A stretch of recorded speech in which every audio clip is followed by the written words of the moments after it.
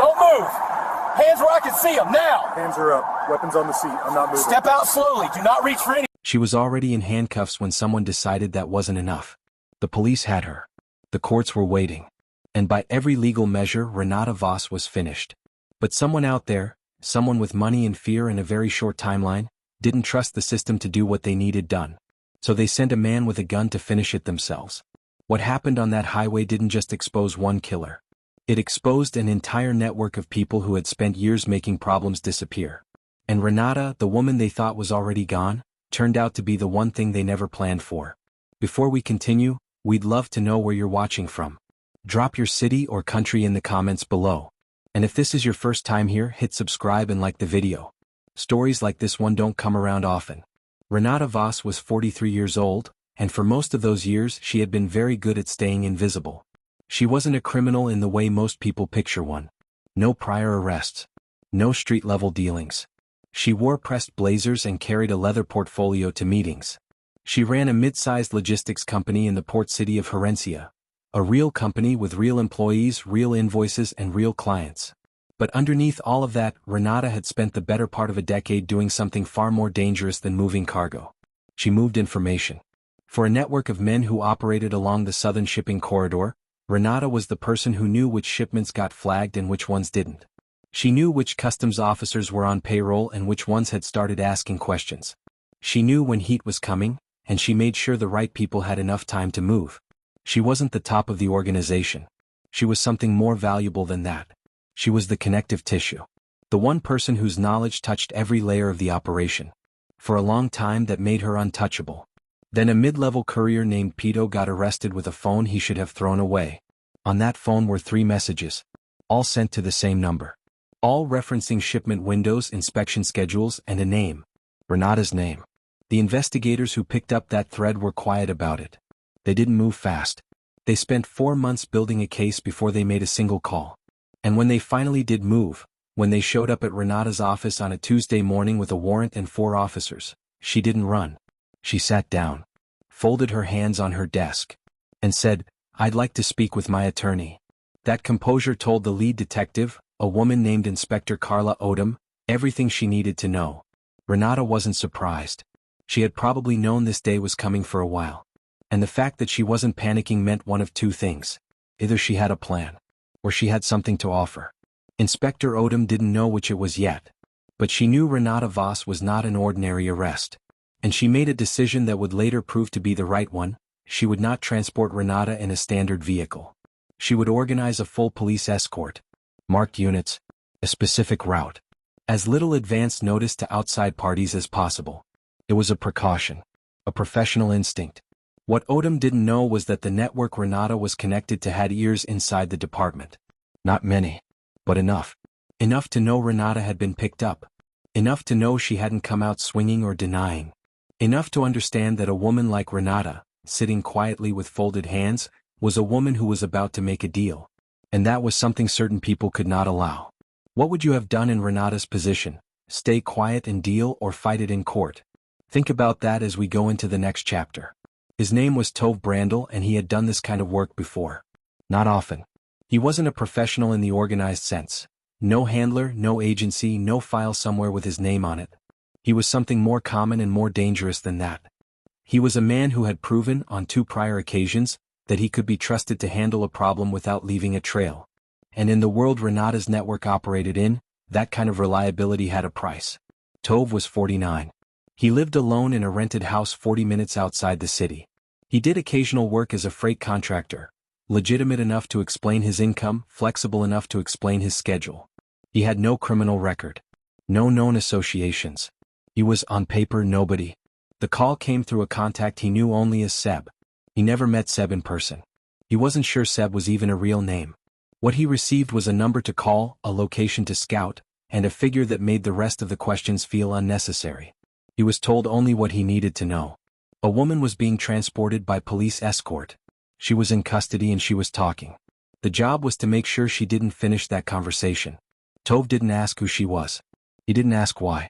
He asked about the route, the timing, and whether there was a secondary option if the first window closed. Seb gave him 2 possible transit routes the convoy might take based on the information they had. One passed through a stretch of elevated highway with a narrow service lane running parallel. That was the one Tove chose. He scouted it the evening before. The service lane was used by road maintenance crews. It sat roughly 4 meters above the main highway at one point before descending into a merge ramp. The angle was workable. The distance was not ideal but manageable. And crucially, the lane had 2 exit points, one back toward the city's outer ring road, one toward a rural connector that fed into a network of unmarked farm roads Tove had already mapped. He spent the night in his car at a rest area 12 kilometers away. He ate a sandwich. He checked his equipment. He did not sleep much, but that was normal for him before this kind of work. Not from nerves, more from a kind of mechanical focus that switched on and didn't fully switch off until the job was done. What Tove did not know was that the route information Seb had passed to him was incomplete. The network source inside the department had the general transport window but not the confirmed route. There had been a last-minute decision by Inspector Odom to switch from the originally logged corridor to an alternate path, a decision she made that morning, told to no one outside her immediate team, and documented only after the convoy was already moving. Tove was positioned for a convoy that was no longer coming. For about 20 minutes he waited. Then he made a decision that transformed a near miss into a catastrophe, for him. He moved. He pulled out of the service lane, got onto the main road and began to drive. He was going to find the convoy. He had a partial description of the vehicles. He knew the general direction. He told himself he still had time. That decision, to move instead of stand down, was the one that unraveled everything. Here's something to consider. Tove had already been given bad information, and the smart move was to abort. Why do you think he pushed forward anyway? Sometimes the most dangerous moment isn't the plan, it's the improvisation. Inspector Odom was in the second vehicle. The convoy was 3 units, a lead patrol car, a transport vehicle carrying Renata, and a rear unit with 2 additional officers. They were moving at a steady pace along the alternate corridor, a wide 4-lane stretch that cut through the city's industrial outskirts before connecting to the Central Justice Complex. Renata was seated in the back of the transport vehicle, wrists cuffed to a rail, with 2 officers flanking her. She had not spoken much since leaving the station. She stared at the window, watched the city pass. Officer Demi Pak, sitting to her left, noticed that Renata wasn't nervous. She had transported a lot of people in custody over the years. Most of them fidgeted. Most of them talked too much or went completely silent in a way that felt forced. Renata was different. She looked like a woman doing mental accounting. Quiet but present. Calculating something. Pak didn't ask what she was thinking. That wasn't her job. At 9:47 in the morning, the lead patrol car radioed back that traffic was clear ahead. Odom acknowledged. The convoy maintained speed. What none of them saw immediately was a gray contractor's vehicle that had entered the highway 2 kilometers back and was slowly, steadily closing the gap. Tove had spotted the convoy by chance, or what felt like chance, though it was really the result of him knowing what a police transport formation looked like and scanning every vehicle cluster he passed. 3 units, matching spacing, the slight bulk of a reinforced transport in the middle. He recognized it within seconds. He didn't accelerate sharply. He didn't do anything that would draw attention. He just kept closing the distance, steady and calm, the way he had rehearsed it in his mind 100 times. He was about 80 meters back when he moved into the adjacent lane. 60 meters when he reached under the seat. The first shot came through the side window of his vehicle and struck the rear panel of the transport unit. The crack of it was loud and immediate. Officer Pak reacted before the sound had fully registered. She pulled Renata down below the window line and pressed her own body over her. The convoy didn't stop. That was protocol. Keep moving. Odom's voice came over the radio, sharp and controlled. Shots fired. Rear unit, identify the vehicle. The rear patrol car swung wide. The officer in the passenger seat had already located Tove's vehicle. They called it in. Make, partial plate, position. Tove fired once more. The shot went wide. Then something happened that he hadn't planned for. The lead patrol car didn't continue forward. It braked hard, swung sideways across 2 lanes and stopped, forming a barrier. The rear unit accelerated and cut left, boxing Tove's vehicle between the highway barrier and 2 police units within seconds. It was a maneuver Odom had drilled her team on months prior. A moving ambush response. Most escorts never needed it. This one did. Tove's vehicle clipped the concrete barrier, spun, and came to a stop facing the wrong direction in the middle of the highway. The engine was still running. He still had the weapon. For approximately 4 seconds, nothing moved. Then Tove put the weapon on the passenger seat and raised both hands above the dashboard. Renata, still pressed flat against the floor of the transport vehicle, heard the radio confirm the shooter was contained. She heard Odom's voice say, "Hold position. Do not move the transport." She let out a slow breath. And then, quietly, almost to herself, she said something that Officer Pak would later repeat in her official statement. They actually did it. Not panic. Not relief. Just the flat, tired acknowledgement of a woman who had known at some level that this was always a possibility, who had maybe even prepared for it. That single sentence would become one of the most important details in everything that followed. Renata said they actually did it, not who did this, or what's happening. She already knew someone was coming. What does that tell you about what she was really holding back? Tove Brandel was in an interview room by noon. He had not resisted arrest. He had placed the weapon down, stepped out of the vehicle when instructed, and complied with every command. The officers who cuffed him noted that he was calm. Not the shaky calm of someone in shock. The settled calm of someone who had already decided how they were going to handle what came next. Which was to say nothing. He gave his name. He confirmed his address. And then he stopped talking entirely. No explanation. No lawyer requested immediately, which was unusual. Just silence. Controlled and deliberate. Detective Sergeant Finus Arabe led the initial questioning. He had worked organized crime cases for 11 years and he recognized Tove's silence for what it was. It wasn't fear. It was a man buying time while he figured out whether the people who hired him were going to take care of him, or cut him loose. Arabe let him sit. Meanwhile, the investigation that had been quietly building around Renata's arrest suddenly had a new and urgent dimension. An assassination attempt on a police convoy was not something that could be managed quietly. It pulled in additional units, a federal liaison, and, critically, it changed Renata's position entirely. She was no longer just a suspect with information to trade. She was now a target. A living witness that someone had tried to silence. And that changed what she was worth to the prosecution considerably. Inspector Odom sat across from Renata 2 hours after the highway incident. Renata had a small bruise on her forearm from being pressed to the floor of the transport vehicle. She hadn't asked for medical attention. She sat with the same composed posture as before, but something in her eyes had shifted. She had seen the attempt happen. She had felt it. "You said they actually did it?" Odom said. "Who did you mean?" Renata looked at her for a long moment. "I want full immunity. Protected relocation. And I want it in writing before I say anything else." Odom didn't flinch. "Tell me something real first. Something I can verify. Then we talk terms." Another long pause. "The man who ordered the convoy hit," Renata said quietly, "has a meeting scheduled at the Porto Carven Hotel tomorrow morning at 9. He doesn't know I know about it. He thinks I've been kept isolated since the arrest." She paused. "I haven't." That was all she gave them. But it was enough. The name Renata passed to Odom that afternoon was one that landed hard in the room. It wasn't a street-level operator or a mid-tier fixer. It was Councilman Dreist Valen, a 12-year elected official, chair of the city's Port Authority Oversight Committee, and a man who had publicly called for tougher crackdowns on the exact kind of smuggling network he had been quietly enabling for nearly a decade. The irony was not lost on anyone in that room. Arabe pulled Valen's financial records within the hour. They had been looked at before, briefly as part of a broader sweep, and nothing obvious had surfaced. But now, with Renata's specific direction and a federal warrant moving through the system, they weren't looking broadly.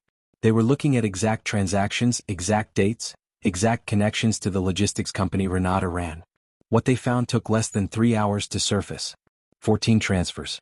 All routed through a regional import consultancy that existed only on paper. All timed to correspond with shipment clearances that Renata's company had facilitated. The paper trail wasn't clean, but it was there. And for a prosecutor there enough. By early evening, Tove Brandel's silence had become less valuable. Because the people he was protecting were no longer protected. His lawyer, who arrived at 4 in the afternoon, spoke with him privately for 20 minutes. Then came back out and asked to speak with Arabe. Tove was ready to talk. Valen had spent years positioning himself as the man fighting corruption, while running it from the inside. Does it surprise you that people in positions of public trust are sometimes the ones with the most to hide? Councilman Dreist Valen arrived at the Porto Carven Hotel at 8:53 the next morning. He was dressed in a gray suit. He carried a leather briefcase.